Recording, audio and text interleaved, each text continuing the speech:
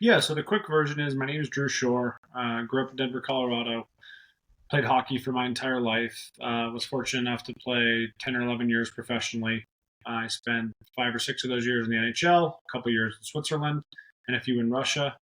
Then I had my second daughter, decided to come back, played my last season with the Carolina Hurricanes during the COVID season, which was 2021. Decided to retire from hockey. I was tired of moving my family around. My oldest daughter was starting school, became a sports agent. It was an easy transition for me just because I have three younger brothers who also played, and every year I was on a 1 year contract. So I kind of was my own, if you want to call it, agent during most of my career.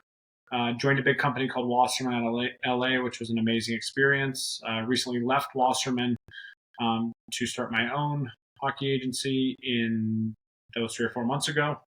I also run a podcast called Betting the Limit, which focuses on athletes who are now retired and having us like doing anything cool successfully in business. And I also started, as a result or kind of a spinoff of that, a company to help athletes transition and kind of not just tiptoe through the second chapter of their career, but have as much success in business as they had in sports. I have two young daughters. Being a dad's the best thing in the world, and that's kind of my life right now. I love it, man. Well, maybe we'll start with the transition from pro sports to the business world. You hear time and time again of pro athletes that either, blow their money and flop as soon as they get out into the real world, or they have a successful career, have more money than they know what to do with, and they just don't know what to do with their extra time, and in that get into all other sorts of trouble or just find themselves lacking any sort of fulfillment from that. So talk me through your transition from professional hockey to, civilian life, if you want to call it that, and what kind of got you to, you said you went over to Wasserman to build the agency out there, but what was that kind of in-between period like as you were making the decision to transition out, as you were thinking about all these things that could come on the world of, not being a pro athlete? The transition for me was really hard, and that was one of the reasons I started my company, Almafi. I thought that the reason the transition was hard for me is because I didn't have the career that I always thought I had playing hockey. I had some success in the NHL early, then kind of struggled a lot, got hurt, got traded. So I thought retirement was tough for me because of how my career went. And then the more guys I talked to, it doesn't matter if you played Division III football at Dartmouth. When you stop playing football, that's a huge transition for you. Or if you won 5 Stanley Cups, made $100 million, and won Olympic gold medals, that transition is really tough. So there's a huge need for something to be created to help athletes transition. And through my podcast in Amalfi, one of the things I realized quickly was that athletes who are able to find their next passion, whether that can be anything, right? Like that can be working in finance, real estate, coaching, but whatever that passion is, quicker you're able to find that, the easier the transition is for most people. So that was kind of the back end on how I created the company. And we just had our first wellness event in Aspen last week, which was simply amazing. It was a really curated group of 30 guys who all have tons of different business experience and backgrounds, but all share a love for kind of fitness and wellness. And we had 2 or 3 days of guys speaking on different topics, ton of workouts, hiking, saunas, cold plunge, and met a ton of cool people. And it was an amazing event. So cool, man. Now, you grew up in Denver. Winter sports are probably, in your blood from an early age and where you spent a lot of time. How did you and your family pick hockey that you and your brothers dedicated your time to be spent as opposed to, skiing? Yeah, so my mom grew up in Florida, played tennis. My dad grew up in Colorado, played lacrosse, so they had no hockey background at all. Right when I was growing up, I think I was 3 or 4 when the Avs won their first Stanley Cup. So my parents had it on TV, and I just fell in love with the game. And that was something that was super, like I have 3 younger brothers who all ended up playing at very high levels, which was super cool. So growing up, it was like the 4 of us battling all the time in the driveway on the ice. And hockey wasn't very big here, so I had to move to Vancouver when I was 13 years old, which was a huge life change for me. And all my brothers left pretty young too, not as young as me, but pretty early. And I think that it's cool to see now hockey's grown so much in Denver, and there's kids now from like Arizona and Texas and stuff who move here to play hockey. So it definitely wasn't something that was like natural for a kid to grow up in Colorado playing hockey, and being on my own at 13 years old living in Canada definitely forced me to grow up at an early age. And I know you made your way back to Vancouver later in your professional hockey career. We can get to that in a minute, but moving up to Canada when you were a teenager, I'm assuming that, you had a one-track mind to go play pro hockey. I don't think you're probably thinking, about building or being a sports agent one day, I assume you thought you were gonna play hockey until you dropped. That was, I guess, what I'd assume that someone in your position as a kid was thinking about, not about your career after sports. Is that right? Yeah, completely. And even in college, like I didn't pay a lot of attention in class. All I was focused on was getting to the NHL. And I thought I was going to play in the NHL from the time I was 20 years old till at the time I was 45, and they were going to have to drag my skates off of me. And then all of a sudden, I'm retired at 30 years old and didn't really know what to do with myself. And it was definitely a tough transition. So what was that like mechanically speaking? So did you round out a full season in Carolina, or did you stop halfway through the season? What was that like for you? And then your last day you put your pads on till you wake up one day and you're no longer a pro hockey player. What was that transition like? Yeah, yeah, the last year was really shitty, to be honest. I decided to play back in North America because my wife was pregnant with our second daughter. And not to bore you with the details of the hockey season, but normally training camp starts in August, September. We were all going to move to Carolina together and go from there.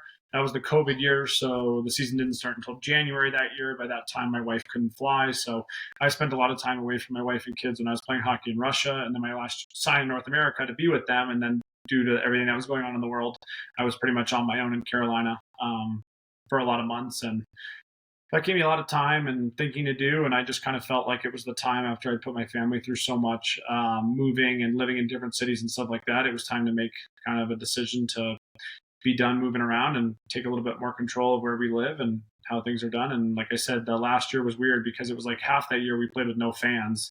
Um, and I kind of knew going into the last game, I played for Carolina in Nashville against Nashville. It was the last game of the season before playoffs, that it was going to be my last game. And that was a super weird experience. And something that I guess didn't really hit me until I was probably retired in the middle of the next year.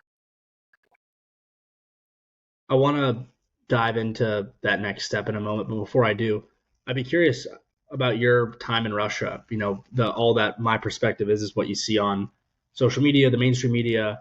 What was that time like for you as someone living there, playing sports? Tell me about your experience there. So the way it works in Russia is it's changed a little bit now, but when I was there, every Russian team was allowed 5 imports, and an import's considered anyone who's not from Russia. So I had been over there on teams where I had 4 other guys who spoke English, who were either Canadian, North American, and it almost made it very bearable to kind of grind through the day in and day out of living in Russia, because no matter what happened at the rink, you guys could all go for beers or go have dinner or whatever after and laugh, and that was okay. But I'd also been over there with, like, you can be over there as an American with like 3 Czech guys and a Finnish guy who speak no English, and then you have the Russian guys who don't speak a lot of English, and that can be super lonely. So I played on 3 different teams over there. When the hockey's going well, things are really good over there. When you're struggling on the ice, it really can be lonely just because you don't have much to kind of look forward to off the ice. And there's guys who are I still have a lot of friends who are still playing over there. It's definitely a grind, but it's something that just all kind of depends on the people that you're with. Now, in the off season, were you coming back to the States, or were you staying over there to train? Yeah, I was coming back to the States every off season. We were coming back to Denver. We had an unbelievable. I went to the University of Denver. They were an amazing college program. One of my good friends is the coach now, Dave Carl, and they did a really good job of kind of allowing all ex-players to come back, train, skate. So we had a really great community of guys here, and that really made it tough to leave too, just because all those guys were going to places in the NHL, and you're flying over to Russia, especially earlier. They make you report for training camp in like August, so it can be a grind. But you know what? Looking back, it was something I'm happy I did, because there are so many experiences I had over there that you just like would never have had anywhere else in your life, and kind of smile about it and move on. Can you give me an example of one of those? Like, what's like a quintessential Russian experience you had over there? Oh, I mean, a lot of it is, I mean, there was one time where we were getting absolutely dominated in a game. I think we lost 7-0. And the next day, rather than practicing, we went to church for like 5 hours and we're like praying in Russia for better puck luck. But I don't think puck luck was too much of the problem, considering we didn't touch the puck the whole game. So I don't think that was a luck issue. Super funny. Super funny. Fast forwarding back, you wrap up your last game in Nashville. You get on the flight back home. At what point did you know that that was going to be your last game going into that game in Nashville, or were you thinking you might play another season, or what was your headspace like going into that final stretch of games with the Hurricanes? So I made the decision like halfway through that year that I was going to be done. And looking back on that, I kind of regret that a little bit, because I feel like that kind of didn't allow me to put my best foot forward during that last season. I was kind of like one foot already out of the door, especially mentally. I was completely checked out. And it was tough just because my wife was pregnant. Then I had my second daughter, Palmer, during that season. So she was at home grinding with kind of my two young daughters. And I knew I was going to be done. But in terms of like a hockey decision, I think that I wish I would have kind of played that year as hard as I could have, seen what happened before making the decision to retire so early in the season. Now, you said you were kind of, 1 foot in, quasi checked out. Were you already starting to think about next steps after hockey, or at what point did you say, hey, I want to go be a sports agent? Yeah, so I'd had a lot of conversations with a friend of mine, a guy who's probably the best agent in hockey now, who works at Wasserman, Judd Moldaver, and I'd already kind of started planning that transition. I had a lot of downtime on my hands. I was just in a hotel room kind of by myself, so I was really fortunate to kind of use those months to pick his brain. And with everything I said earlier in terms of how it affected my hockey negatively, I felt very fortunate because I was able to kind of get a head start on what I was doing next and kind of learn the business side of hockey from one of the smartest people in the game. Now, how long did you take off between the last game of the season and starting up? Did you have some time to get some vacation and rest up, or did you just need to have that structure built back into your day to day as soon as you were done with the season? So I thought I was going to take a lot of time off, and I thought I was going to be the guy who took my kids to school every day, picked them up every day, and it was like the happiest I've ever been in my life because for the first time in my life, I didn't have a coach yelling at me, or I could kind of travel whenever I wanted to and stuff. And to be honest, that was the worst my mental health ever was in my entire life. Hmm. That 6 months or 12 months without really a purpose for me was super tough and kind of made me realize that I need to jump into something and jump into something hard and kind of find my purpose. Now, you end up starting full time. What is it like? I mean, you see movies, you listen to podcasts about sports agents, but what does it actually mean to be an agent? What are you doing on a day to day basis? How are you keeping your schedule busy? How are you driving value for these players? What does that look like in terms of filling your day to day?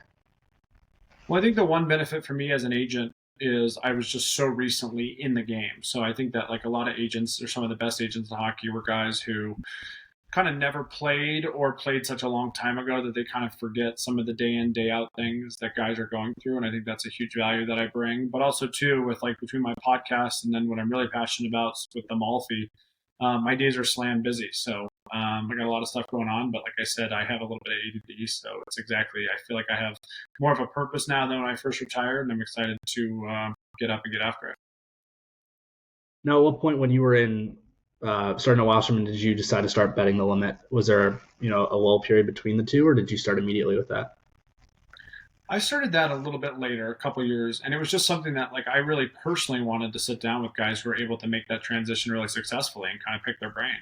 And it's cool to see like a guy who played whether it's hockey, basketball, football, and now is running a huge company or is the CEO or that stuff really like is interesting to me and excites me. And I'm just like I said, that's one of my favorite things I'm doing in my day to day is just finding people to talk to about really cool conversations and kind of how they were able to make the transition successfully. Now, you've had a handful of guests on so far. Who would you say would be, a dream guest to talk about their transition out of pro sports into professional life? Is there, a dartboard guest you want to get on? You want to learn about their transition from, sports world to professional, or maybe it's an athlete that's still playing that you want to, highlight them for as soon as they make the jump that you'll be able to talk to. Anyone that's top of mind for you there?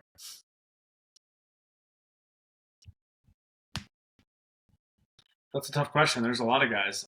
Seeing what some of these top athletes are able to do now in terms of business stuff while they're still playing has been super impressive. And obviously, some of the other sports are ahead of hockey, but I mean, you see guys taking, I mean, I see it a lot on the hockey side now with the top players, is rather than taking like cash payments and stuff like they have in the past, they're getting equity in certain companies and kind of growing their brand. And so all that stuff really is interesting to me.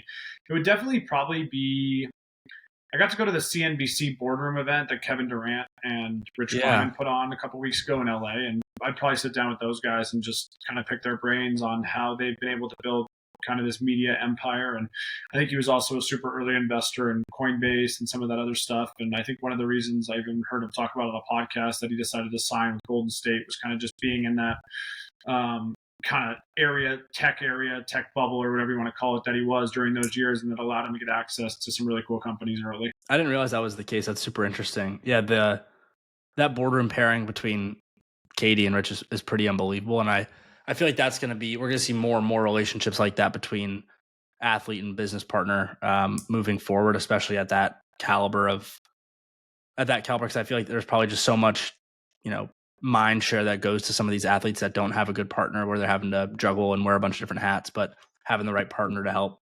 triage what's important for them to spend time doing versus what they should kick to the curb is probably pretty hard to find these days. Yeah, and I mean, like, to these guys' credit, like the audience and kind of following they've been able to build up off the court allows them to have a ton of influence on a ton of different things. So it's cool. I mean, those guys have kind of wrote the script on how to successfully do it in terms of player agent pairings, and so they definitely be who I'd want to have on the podcast. So the podcast is going its second season now. In terms of Almafi, how did you go ahead and put pen to paper, actually go ahead and start that? Because it seems like it's kind of a blend of a handful of your different interests, but what really, what was really the genesis point for you to get that started? Talk me through the brand name, the strategy, how you're thinking about putting more of these events together. But before that, like, what was the, hey, I got to do this moment for you? So for me, I had never spent any time networking my whole life. So a lot of kids are in college, like are told to start networking, and they do all this stuff at like all these networking events. And so until I retired from hockey, I never cared at all about networking. And I kind of quickly realized that a lot of times, if you do have the privilege of getting to spend time with a very successful CEO or something like that, if they spent the whole day working, they have a wife and family, they don't want to go meet a young kid for a beer or coffee or whatever after like that. They got their wife texting them, when are you coming home? You know what I mean? But if you ask them to do something that they're passionate about, guys are way more likely to open up and spend time for you. So for me, it started with golf. I love to play golf. Golf's one of my hobbies, and golf is just such an amazing experience because if you and I play together, we get 5 hours to walk together. We see each other during our highs and lows. One of us wins, one of us loses. So kind of the relationships that I was able to build through the game of golf were so much more beneficial for me than like the old school ways of networking. Then it kind of went to working out. Like guys were really passionate about working out. Like the bond you get from working out with a guy or a couple guys is so much stronger than guys sitting on a Zoom call or trying to meet for a beer or something like that. So I started having all these personal experiences that kind of all blended together to kind of lead me to the idea to form Amalfi.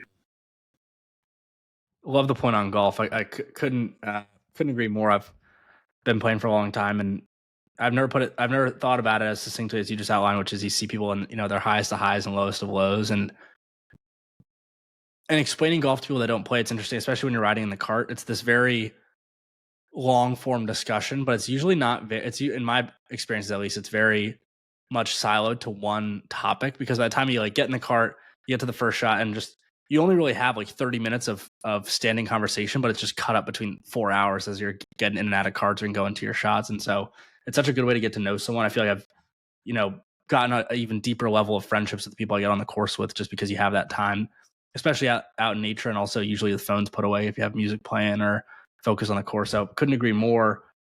Now, as related. Yeah, a couple of the other guys that are like are my partners or founding partners in Amalfi were guys I met 3 or 4 years ago when I retired on the golf course. And since then we've played hundreds of rounds together and had a lot of laughs and a lot of highs and a lot of lows. And I think that it's just, like I said, sports in general are just so impactful in terms of fostering connection between people. Yeah, and even more so in golf. I played basketball growing up, played soccer. Golf's the one sport where you actually just like, get to feel like you're exerting energy, but you can have free forming conversation. Because even in squash or tennis or any of these other sports, you have conversations between shots or between sets or whatnot. But golf is the only sport where when you're actively playing the sport, like through and through, you're having conversation, which I think is pretty cool. Yep, I would agree. Now, as you're getting this business started, did you think about, were you trying to focus it on like, an events company? Were you thinking of it more as like a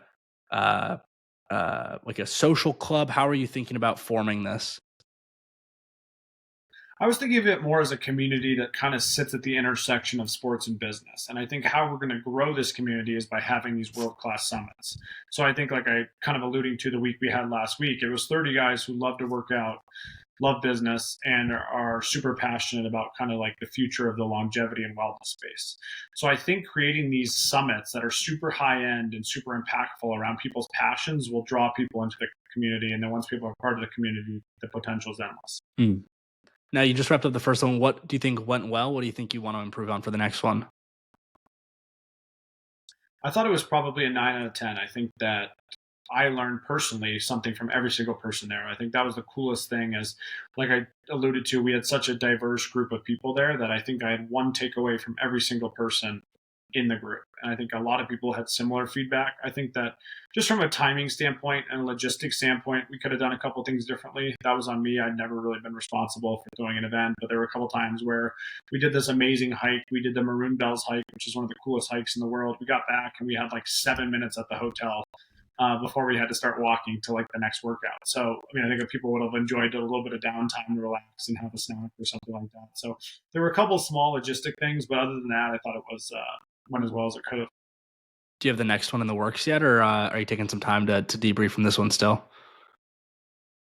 No, we kind of planned the first two together. We're taking 72 guys to Shadow Creek Golf Course in Las Vegas in early November, and are going to have like a member guest at Shadow Creek. So I'm super excited about that. Like I said, I think that I don't know if you've played Shadow Creek Golf Course, but it's one of the coolest experiences I've had, and I'm super pumped. I've never played there. It's on the bucket list. Okay, so it sounds you're a real deal golfer. Then I didn't pick up on that from my background research. But tell me more about your golf experience. I don't know if I don't know if you'd call me a real deal golfer if you saw the way I hit the golf ball, but I love to play. It's one of my favorite things to do. And like I said, so many of my best friends I've made playing on the golf course or battling on the golf course. So I'm excited for Shadow Creek, and it should be a good event. Did you start playing before, like during or growing up, or did you just pick it up right after retirement? No, I started playing probably in college. Yeah. I was so busy playing hockey, I didn't play much as a kid. But I've been working on it kind of since I was probably 21 years old, and I love competing out there, and it's fun. What's been top courses, top highlights for you? Is there anything? I mean, there's so many good ones, obviously, but any particular course that stands? There's so many good ones.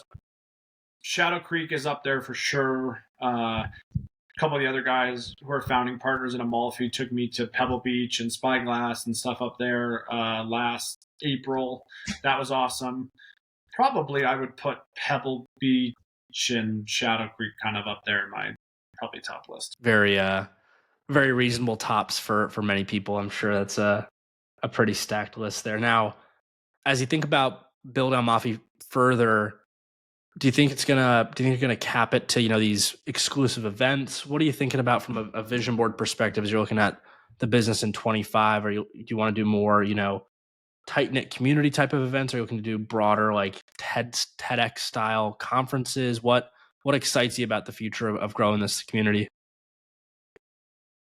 I think a little bit of both. And someone else who's super involved in our business is one of my wife and my close friends, a girl who works at a real estate company and kind of planned their events for 10 years now and is one of the best event planners in the world. And she's got a ton of really cool ideas. And I see it going multiple ways. I'd love to. I think we're going to do like an econ conference in Vegas sometime in the spring and bring in some of like the biggest names in kind of the finance space to talk. So I envision that one being a much bigger, but then also continuing to do more intimate ones like we did last week with a really curated group of 30 guys who all get to really spend quality time with each other. As you're thinking about growing the community more, what's the what would be the key attributes for someone that's looking to get involved in Almafi? As you mentioned, it's the kind of intersection of sports and business. But if someone's listening to this and is looking to stay connected, stay involved, and figure out a way to join the community down the road, what are those attributes that you guys are looking for? So I think there's kind of two sides of the community. One, it's for the athlete who's really looking to transition into business, and then also just for business leaders who love sports. And I think combining those two groups of people is going to ultimately lead the community to be successful. And I think that the one thing that we need to be very careful about as we start is we want to grow, and we're all very type A. We want to get this thing off the ground and rolling, but we also need to be very careful on the type of community that we kind of create, because the one way this business doesn't work is, for example, if we do an event with 30 people and 5 of those people aren't great people, well, then it kind of ruins the experience for the other 25. And that's kind of the nightmare scenario for us as a business. So I think just kind of walking the line of growing quickly, but also being very cognizant about how we're growing is going to be super important for us. You mentioned, in school, you were focused on hockey. You weren't necessarily paying as much attention to the classwork per se. As you're building this business out today, it sounds like you have some great partners involved too. What are you learning the most in this day-to-day as you're building this business? What's what do you think, you're rolling the sleeves up on the most to try to learn and get up to speed on versus what's just coming naturally to you? I imagine, the connection and the camaraderie and the fellowship probably come pretty naturally to you just from your time on the ice. But is, the business acumen side of it, is that still something that you're wrapping your arms around, or what's your headspace like around building a business from scratch after, not much business experience other than signing contracts every couple of years? It's been wild. And it's something that I think we're about 8 months, a year in. I've made 1,000 mistakes and learned 1,000 things since I've started. And I mean, I could spend 6 hours talking about things that I've learned since I started this business. I feel very fortunate. One of our investors is a public CEO who's had a ton of business experience, and sometimes he sits me down and kind of walks me through things from his angle, and that's been super beneficial. And a couple of the other guys have a lot more business experience than I do, but it's something that I'm like kind of rolling up my sleeves and getting involved in everything. And like I said, I made a ton of mistakes and just kind of learning everything as we go. Super cool, man. And I guess as we're rounding out here, you're building this community. I feel like you guys are on the cutting edge of what a lot of people are looking for. You've started to see this come together with run clubs and different like local community events. You see a bunch in Austin, see a lot in Nashville, see some in New York and some other kind of tertiary cities. But I feel like what a lot of people are looking for, especially after this digital age post pandemic, Zoom call fatigue, as you mentioned, a lot of people are looking for that true community. For someone listening that's, trying to build their own respective community, whether it's around, something like sports, or whether it's around something like finance or whatever it is, what would be, advice from you to them on the core tenets of building a community? My guess is it's something along the lines of finding the right people, because that's what you guys are saying you're so focused on. That's what you're saying you're so focused on in building Almafi. But advice to entrepreneurs that are looking to build community as they're stacking their respective businesses around that. My advice, aside from just making sure like you keep the community like a group of people that you want to do, is just kind of like really be true to yourselves and who you are, right? Like I am learning this business, but I've been an athlete my whole life and I love to play sports. So, you know what I mean? That's kind of how I want the majority of this community is either ex-athletes or business leaders who love to play sports. And I think that anytime like you talked about, like especially like this with all the Zoom fatigue and all the time people spends on their phone and stuff, nothing builds relationships like playing sports together. So I think that that for us is what we're leaning into. And I think that it doesn't have to be playing sports. It can be playing chess or poker or whatever you're into. But like playing games and competing against each other is such a great way to build a camaraderie among the group. Yeah, I mean, like you talked about with golf, I feel like that's the perfect example. But any sport, I feel like will get the job done just from getting your heart rate up a bit, whether it's standing over a stressful putt or on the ice or whatever it is. It's a good way to just build that instant connection. As you look into 2025, what are you most excited about in building this business? What are you most excited about, and what's keeping you up the most at night as you're looking to build and scale this business further? The thing that's most exciting to me is just seeing a lot of these people who have already joined have a ton of success as a result of already being part of the community. Like we've had so many success stories already in the first 6 to 8 months of guy from California starting a real estate company, guy joins from Colorado who's in real estate. They've partnered on a deal together and had a ton of success. And it all started from, you know what I mean, one workout together or one round of golf or whatever. So I think that like seeing a lot of my friends and people I care about succeed and just also seeing other athletes make that transition better than I did is something that really excites me. And then something that keeps me up at night is just the logistics of some of these events. Like I said, I'm so fortunate that I work with one of my close friends on planning the events because I personally would not have a clue on what I'm doing. But still, like some of these logistics of these events or decisions I need to make, even in terms of it could be the simplest thing on should there be a seating chart at dinner or should we let people sit wherever they want? These type of simple decisions are something that I need to make quickly and I need to make the right ones. So I think that just small decisions around events are something that I need to be cognizant about. Super interesting. Well, look, I'm super excited to see how you guys continue to build and scale. For folks listening that want to get in touch with you, that want to track and follow what you're doing, what's the best place for them to follow all things Drew Shore? Well, our website is now online. It's been rebranded, which is joinamalfi.com. And then I'm also on Instagram and Twitter and most of the social media platforms as well. And happy to connect with anyone who wants to learn more. Awesome, man. Well, appreciate the time and excited to watch you grow this thing.